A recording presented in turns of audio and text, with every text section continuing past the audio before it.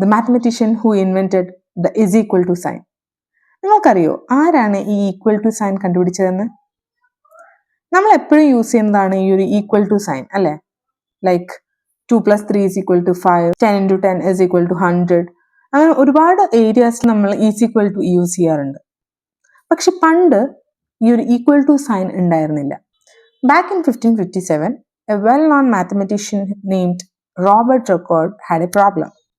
എന്തായിരുന്നു അത്? Every time he wrote an equation, he had to use the word is equal to again and again.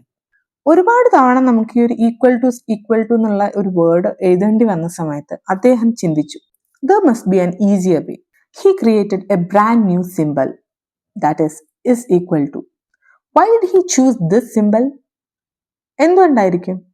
Because according to him, no two things can be more equal than two parallel lines. അതുകൊണ്ടാണ് ഒരേ നീളമുള്ള 2 lines എടുത്തത്. So അന്ന് മുതൽ equal to became the universal symbol for equality.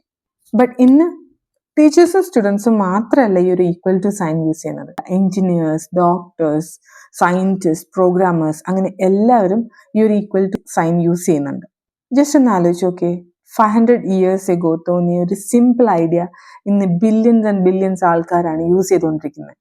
The smallest symbol creates the biggest impact in mathematics. So ഇന്നത്തെ video നിങ്ങൾക്ക് ഇഷ്ടപ്പെടുകയാണെന്നുണ്ടെങ്കിൽ ഒരു ലൈക്കും, അതുപോലെ ഇങ്ങനെയുള്ള മാത്സ് റിലേറ്റഡ് ആയിട്ടുള്ള ടോപ്പിക്സ് കേൾക്കാൻ ഇഷ്ടമുണ്ടെങ്കിൽ ഈ പേജ് ഒന്ന് ഫോളോ ചെയ്ത് വെച്ചോളൂ. So take care, by.